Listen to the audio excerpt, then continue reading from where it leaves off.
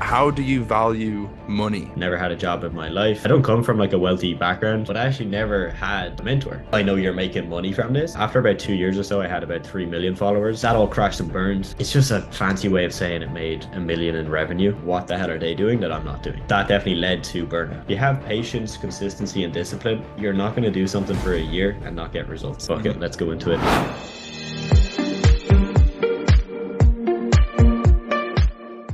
Ladies and gentlemen, welcome back to another episode of the Dane Mellows Talks podcast. Today's guest built a seven-figure content and consulting agency. He offers courses to his 38,000 Instagram followers and 217.5 thousand TikTok followers, where he posts content on how to change your life from a 9 to 5 to financially free. Ladies and gentlemen, welcome to the podcast, Adam Walsh. Here we are. Thanks Here for we having are. me on, man. No, anytime. Thank you very much for coming on. How are you doing? I'm doing good, man. Doing good. Just wrapped up a coaching call for students that are in one of my programs. So yeah, literally just straight off of that. So excited to have this chat with you, man. No, yeah, I'm very excited to get going with it. So like I said in the introduction, then you've already hinted to it there. You're very financially driven. So where did that come from originally? Was it in childhood? Was it from friends, family? Did you get involved in like a program that like similar to how you offer now or anything like that? That's a great question, man. It's something I've pondered over. I really don't know where it really started with me. What I do know is when I was 12, right, age 12. So I'm the youngest of three. So my brother and sister are older than me. They had jobs at the local theme park, right? Just getting paid like whatever, 6, 7 euro Like per minimum hour, wage super sort of stuff. underpaid. Yeah. Yeah. Oh, lower the minimum Oh, wage, man. really? Yeah, way lower. I remember seeing them, and at the time I was like super shy, super introverted kid. So for me, man, it was like, I don't want to do that shit. And they're getting fuck all. So I was like, Mm. at 12, I literally was obsessed with the internet anyway. I was always on the computer. My dad used to use Photoshop. And I think I just realized, look, there's definitely a way I can make this thing work. I've no idea Mm. how, but I know there's people that literally get paid to just sit at their laptop, type buttons on a keyboard, and boom, they make a couple thousand a month. So I tried a whole lot of things, man. Drop shipping, e-commerce brands, affiliate marketing. I even bought a Forex trading course. Biggest, Right. mistake I made in the journey. So I tried a lot of things, and all of that came from, I think, just this weird dissatisfaction with what most people did, which was my brother, my sister, my parents, and just hoping for something different. So I've never worked a job, never had a job in my life. I've always done like little side hustles here and there. Some of them, made no money, right? Absolute waste of Yeah. time, but learned a lot from them. And I think everything I've done has led me to where, back in 2019, that's when I started the agency. And then I Mm. started doing coaching and consulting about a year and a half after that as well. I don't come from like a wealthy background. Like my parents would have been earning roughly around minimum wage when I was growing up. So, Okay. we never had a load of money. We never struggled. They always provided greatly for us. But we never had, all the fancy new things that most kids had. Mm. Um, there's one or two people in my family that are in the business world, but I wouldn't have been around them much. Really wish I was, because I feel like they would have sped up my journey a lot. But yeah, man, that's where I think it kind of stemmed from, let's say. So if you was as you say, like from that sort of like wealthy family or that level of wealth in your family, and it didn't come from your parents, was it just basically from trial and error then, trying these drop shipping, trying the affiliate marketing, and literally learning from your mistakes? There was no like mentorship with anyone. No, the funny thing is, because I mentor people, but I actually Yeah. never had a mentor. It's Oh wow. something I really wish I did, because I know from working with the people we work with and just the feedback that we get, I know when we've taken someone from, for example, there's one guy I can think of, Alvi, he's in the UK, just turned 19 a couple of months ago. He went from like zero to last month, he did $11,000 in that single month in like roughly a year, right? Roughly Mm. a year while in school. Okay. So 2, 3 hours a day at work. When I see the impact, having the right mentor had on him, I'm not saying I'm like the perfect person for this. It's Mm. just he worked well with me. I worked well with him. It was a great It was setup a from great day one. partnership. Yeah. I know and he knows that it sped up the journey, right? So he probably still would have got to that exact same level, but it might have been over 2 or 3 years rather than one year. Whereas if you can just pay a small fee and, speed up the journey by that amount, you've actually saved yourself, in his case, close to maybe 100,000, over the next couple Yeah, of yeah. years, right? And lost results. So In mistakes. no, I didn't. Yeah, man, and mistakes as well. So I didn't have any mentors. I was always very stubborn. I'll figure it out myself. I'll watch all the free content and I'll figure it out. That definitely held me back, right? And that's why me deciding at 12, I'm going to get into this kind of business world and learn how to make this work. That's why I wasn't actually making much money until just a couple of years ago. So if I had, let's say at 16 or 17, saved up a little bit of money and bought a program or a good course with a pretty vetted mentor, I'm sure I'd be much further along the journey. But it is what it is, man. Learned a lot from all the things I've done. So like you said, I did drop shipping stores. I had an e-commerce brand for a while. My first taste of success really was on Twitter, which is quite Oh funny wow, okay. because I'm not really even on Twitter. I basically started building meme pages back when I was about 15 or 16. Right. And at the time, like this was super not cool, right? Like now, if you know somebody who has a meme or a theme page, you're kind of like, They're the oh, guy. like I Yeah. know you're making money from this. Back Hmm. when I was doing it, it was just like kind of what the guy who was obsessed with the internet did, but it wasn't cool. Like people, Right. I didn't tell anybody because I knew if I told people, they'd be like, what the fuck are you doing? Wasting your time posting memes on the internet. Yeah, yeah. I did that for a whole year without like making any money. So I did it for a full year.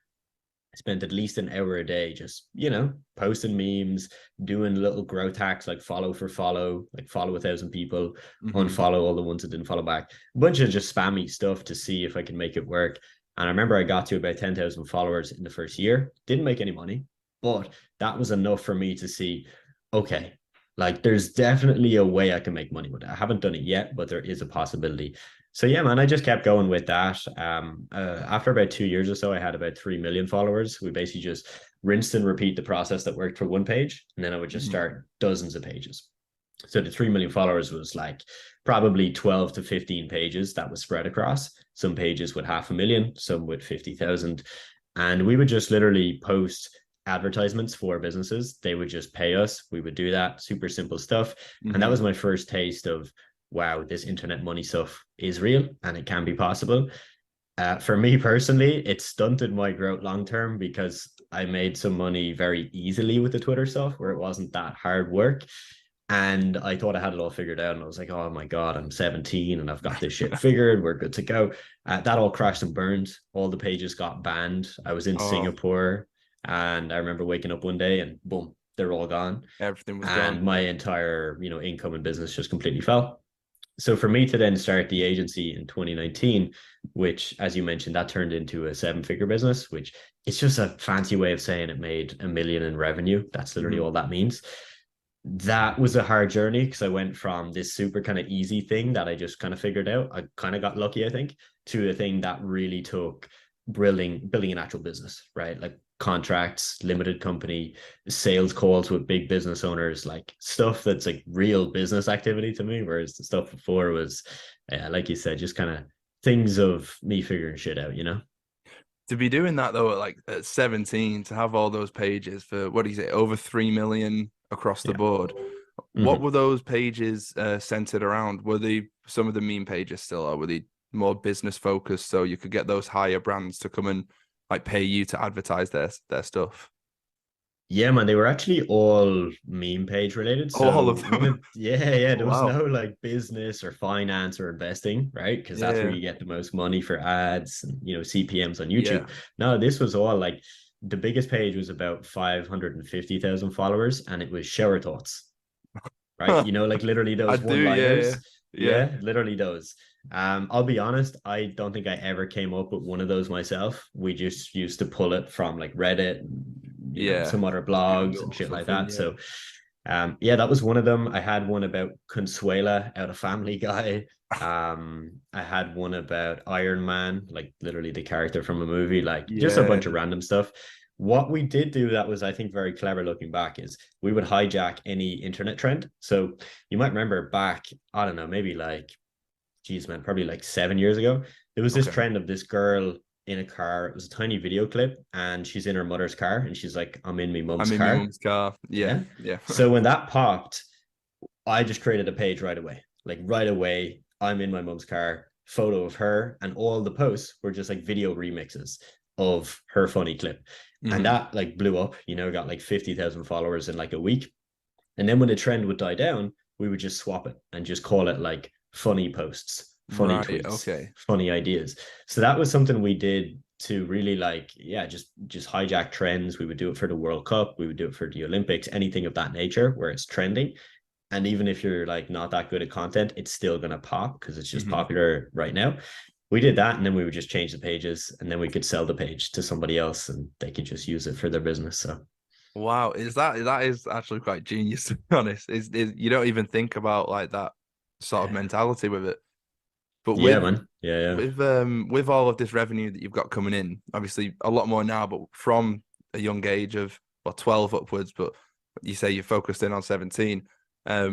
How do you value money with it seems like you've got so much around you. What do you value about that money? How does it still drive you to get some more? That's a good question, man. I haven't been asked that one before. It's not one I've even thought about much. Right now, I would say when I look at when I look at a bank balance, right? I'm Mhm. still scared when I look at the bank balance, but I'm not scared in the same way I was before, right? So before, let's say when I had, let's just say like 100, 200 in the bank, I'm going to look at that from, holy shit, I need to have more in here, right? I'm scared that I don't have 1,000 or 2,000 in here. Yeah. I think there's a point for most people where you start to have more money in your bank accounts where you start to then are like, hey, I need to get this shit out of the banks. Like, I don't want to have this in the bank. So Yeah. right now, that's where I'm at. For me, I'm trying to move to, getting property and things that will make me feel more secure. Because I think on a personal level, I still don't have that level of I'm set, that kind of mentality.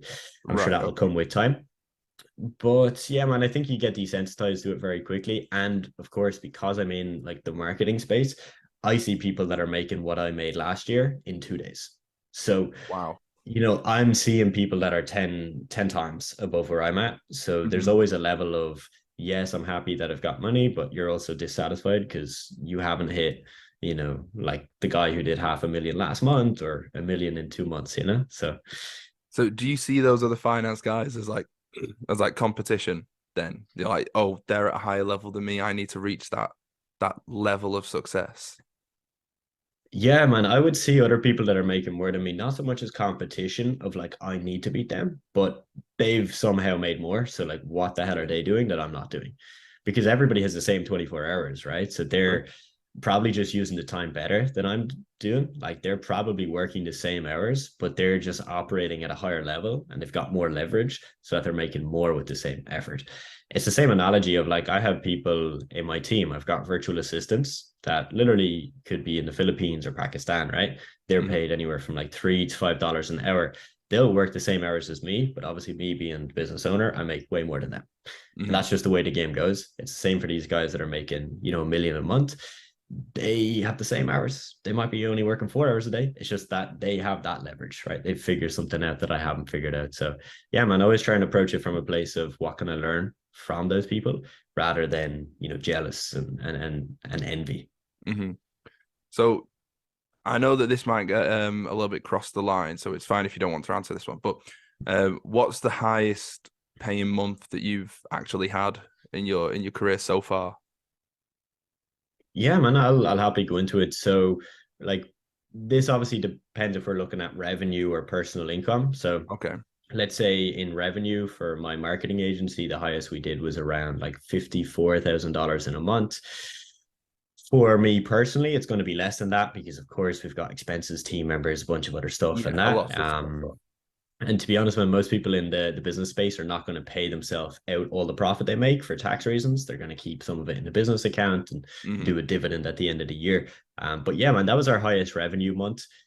For the agency, then we actually scaled it down a bit after that point, which most people would hear that and be like, "Why the hell would you do that if you just Yeah, made that's what I'm 54K thinking in a right now. month?" Yeah, man.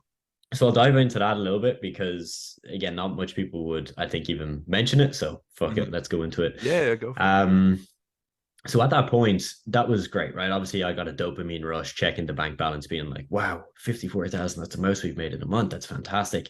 But when I started to look into our profit margins, it was lower than it was in previous months. Okay, so we had pretty much overextended where, yes, we made more money on paper, but we've actually pretty much made the same money as we did profit in other months. Right, Okay, so right. we hired more people, we paid for more softwares, we had more expenses.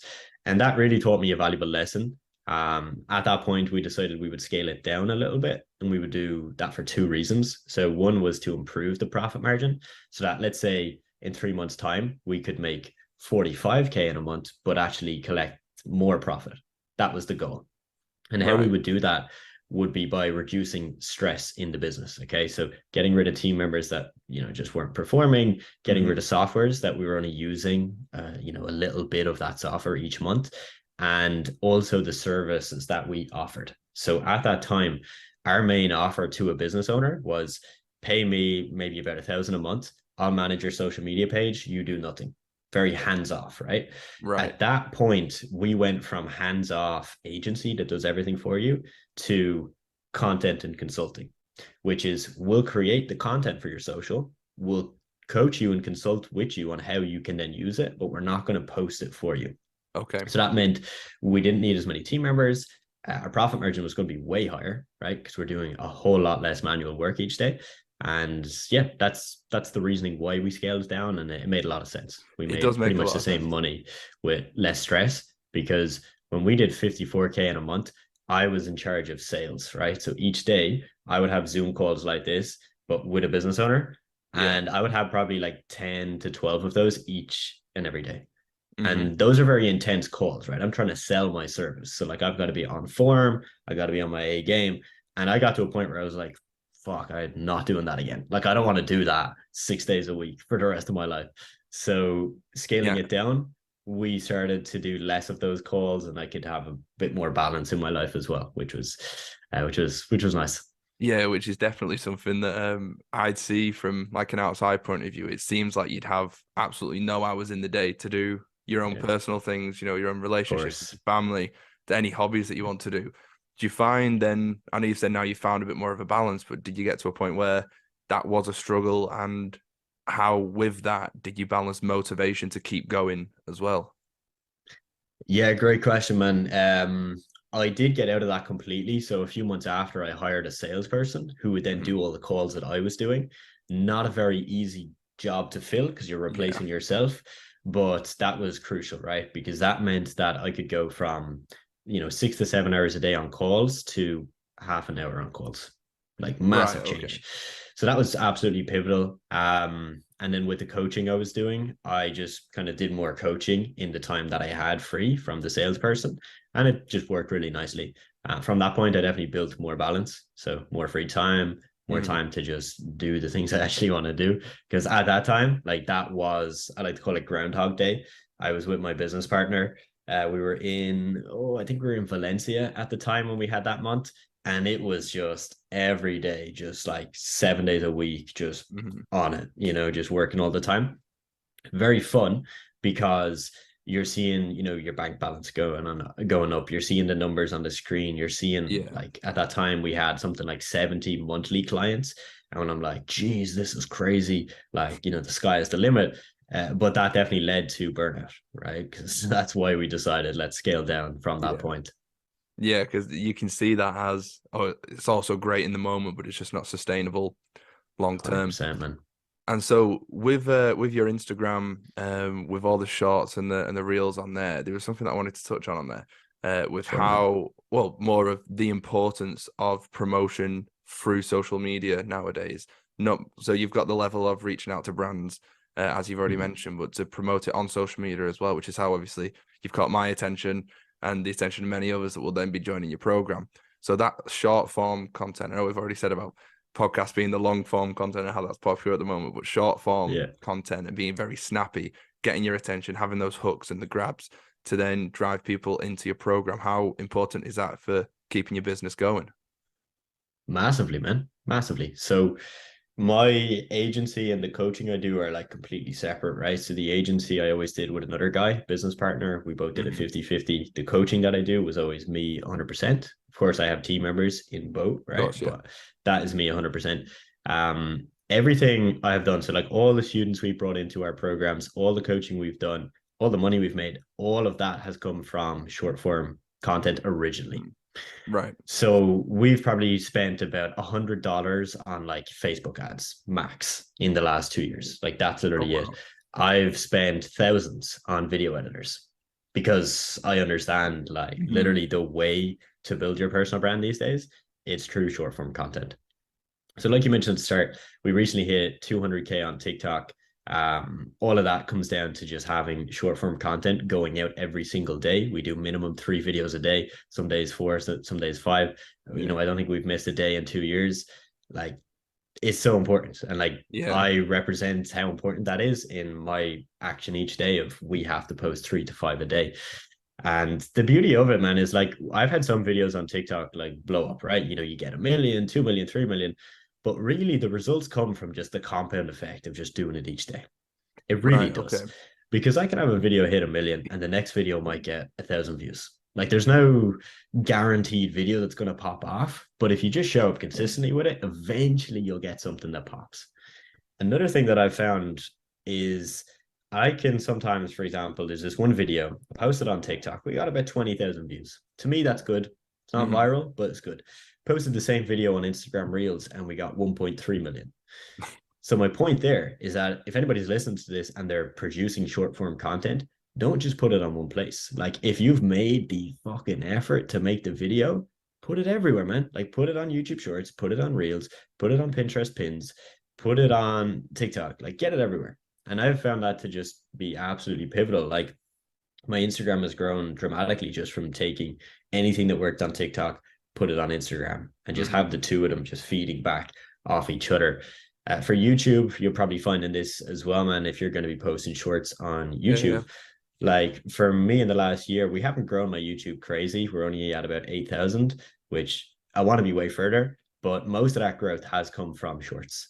I'd Yeah. say, you know, in the last year at least, I don't know. I can probably attribute 70% of the growth in the last year to shorts alone. And again, Mhm. these are not videos that I'm making specifically for YouTube, right? These are the TikToks, just slapping them in Yeah. onto YouTube shorts as well. So yeah, man, massively important for really any business, specifically anybody that wants to do courses, coaching, agency, anything of that nature, whether you're a fitness coach, mindset coach, you want to start a podcast, the way you're probably going to do it is true short form. And your Mhm. long form then is going to, in my case, it takes someone from interested to I'm going to work with you. Okay. So the short form gets them in and the long form sells. The long form Yeah. convinces someone to say, hey, yeah, like I like you so much because I listen to like hours of your stuff every week. Now I'm going to work with you. I guess it also helps to build that level of trust as well. If you listen to you like so much on the long form and the short form as well, when you come to do the courses, you've already gained that level of trust with them. Of course, man. But yeah, I completely agree. It is so important to repurpose that content because if it is so easy to just make one TikTok, then it's as easy to put that same bit of content on the Instagram, on TikTok, on YouTube and everything. That's what I've been doing with the podcast clips, like you say. I can see like similar results with it where one of them on TikTok will get like 1,000 views, and then on Instagram it'll do like only like a few more thousand, but it's still Yeah. like that key difference of it's so worth Nice. it to get on all those different types of platforms. One thing I was going to ask you about a lot of your TikToks and your reels and everything was I always see like a fire in there, like a match or something in it, right? And it catches my attention, which is I think is the idea of it, but I just wanted to ask By you design. By about it. Yeah. design. So like what is that about then? Is it to catch your attention and to make me the watcher think like, oh well, is he ever gonna explain this? It keeps me into the video.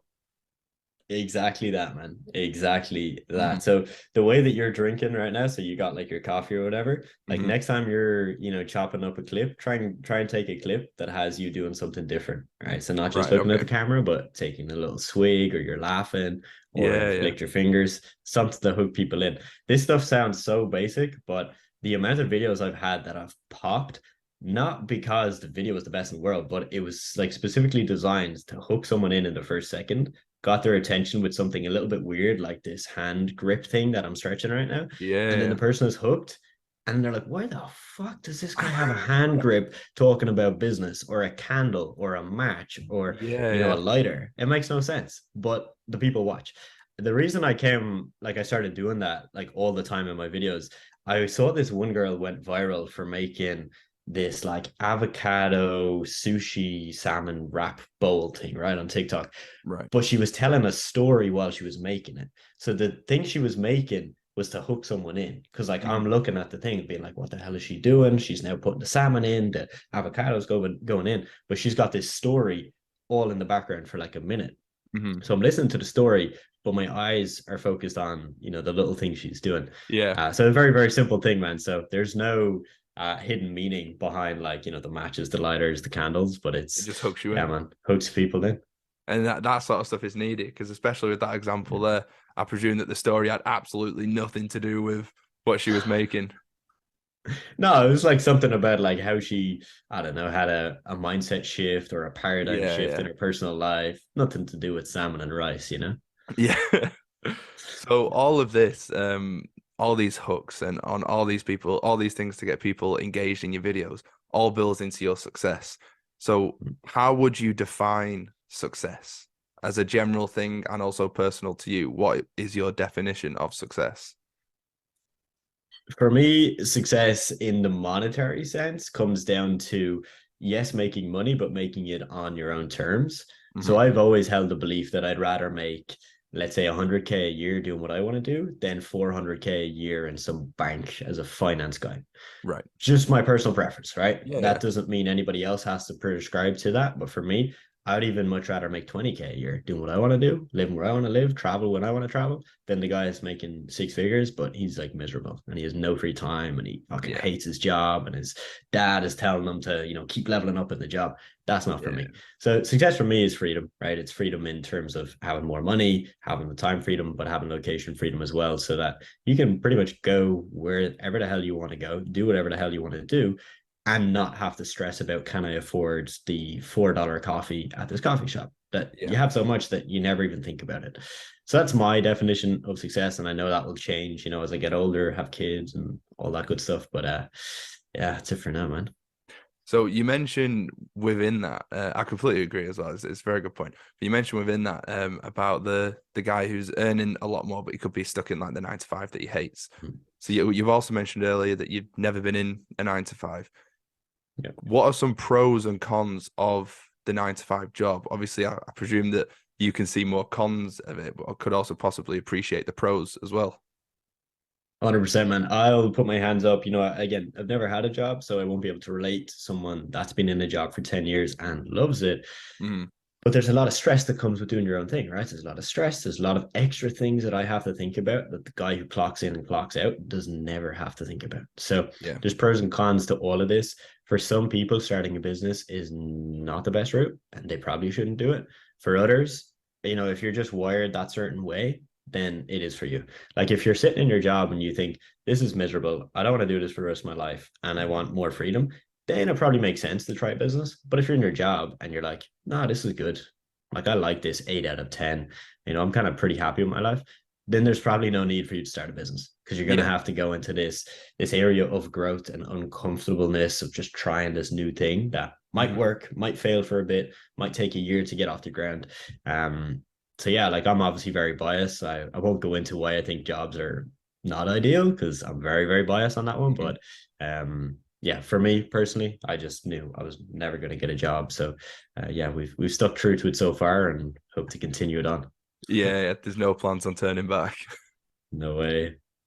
So with you mentioned there about being stuck in the 9 to 5 for some people, do you have any advice for maybe the ordinary person who is a bit unhappy with the job, stuck in the 9 to 5? What would be their first steps to get out?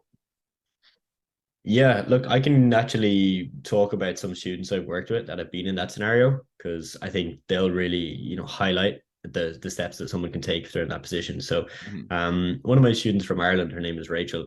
She started working with me when she was in a 9 to 5. So she was in like a marketing company. So she knew this marketing stuff could make money, because she was literally getting paid like 3,000 a month with her job, but always wanted to do it for herself on the side, and then to eventually branch off 100% and do it all herself. So Mhm. for her, what she did was, okay, she decided to work with me. So she decided to invest some money and time to work with me and my team. But more importantly, was like she had a very clear plan, right? She wasn't thinking, I'm going to make millions in a year and retire. She was thinking, I'm just going to make enough to match my job. So, all right, I'm going to get to 3K a month to match my job. And then once I get to that point, I'll then make a decision, either do it the same side by side or go all in. And I think that's the best way to do it.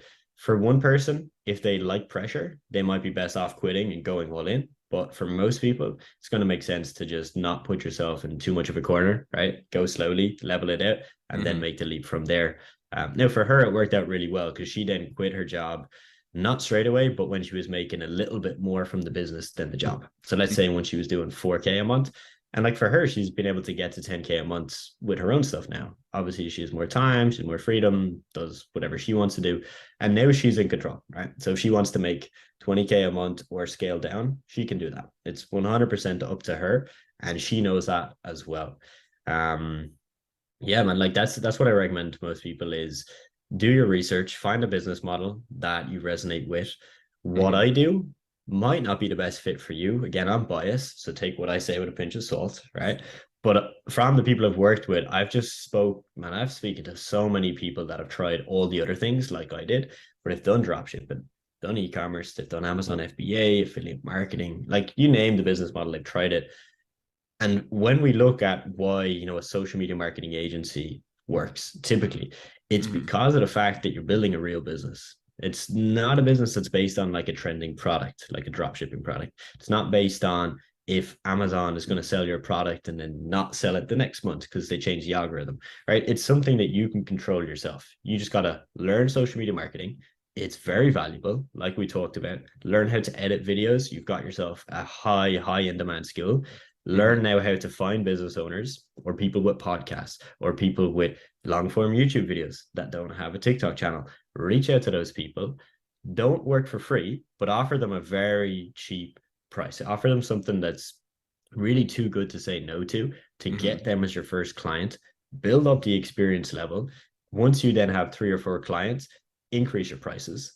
Build out your case studies, your testimonials, your proof of what you do, and just keep doing what you're doing. Like that's the process I followed. It's what so many people follow. And the beauty of it is you could decide, hey, I'm going to learn video editing myself, or I'm going to learn email marketing myself, and you can do it yourself. Or you can just learn how to find the business owners, how to reach out to them, how to sell, and then you can hire other people to do the work. So in my agency, I personally did some of the work at the start, but I hired a graphic designer right away to do a lot of the content creation. So I would do a little bit, he would do a bit. Eventually, I did nothing. All I did was sales, right? Because I'm not going to scale to 50K a month if I do everything myself.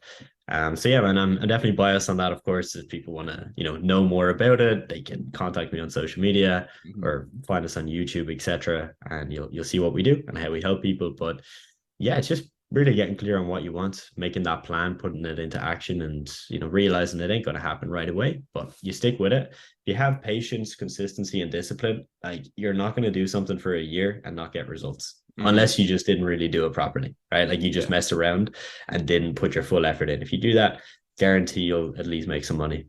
If you put your heart into anything, and like you say, with the baby steps at the start, getting the ball rolling, after a year, you're gonna see some sort of success with it. Facts, so 100%. On this podcast, I like to ask my guests to ask the next guest a question. I don't know if you've ever listened to Diary of a CEO. Yes. They do a similar thing on there. So it's completely up to you which way around you want to do it, whether you want to ask the question first or answer the question first. Cool, man. I'll ask the question first. So my question to the next guest is, give me one thing that you believe that's very taboo, that by saying most people are going to disagree with you on. What is that one thing? It could be politics, it could be something to do with business, success, mindset. I don't care. Whatever it is, I want to hear what that thing is.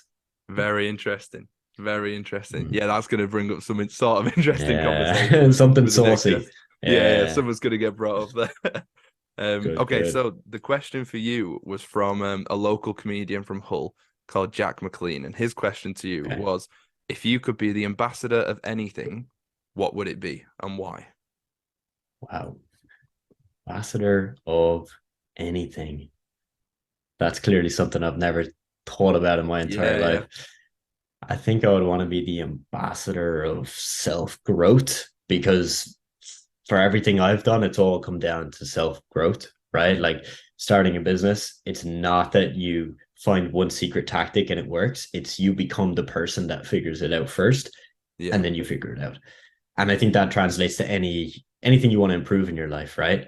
If you want to go to the gym and get in shape, you got to become the person that goes to the gym and gets in shape. Then you go to the gym and you get in shape, right? It's the same with business. It's the same with if you want to be the best podcaster, the best comedian. I'm sure he could relate. Like he, in his mind, becomes the person that is a good comedian, like the guy who's funny as shit before he becomes funny as shit, because he has to believe he can do it first. Fake it till you make it. Yes, sir. That's exactly what it is. Well, amazing answer. Thank you very much for your time as well. Thank you very much for coming on. I've had a really good chat with you. Would you like to plug any of your socials so anyone listening can find you? Maybe jump onto your course. Yeah, of course, man. Never say no to a plug. So yeah, just my name on social media, Adam Walsh. You'll find us on TikTok, Instagram, YouTube, Twitter.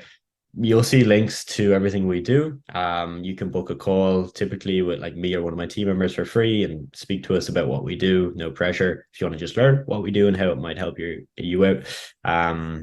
Yeah, that's pretty much it, man. Like any questions people have, 100% open to hearing them. And yeah, appreciate you having me on, man. It's been a blast. Yeah, thank you very much. I'll speak to you soon. Sweet, man. Appreciate it.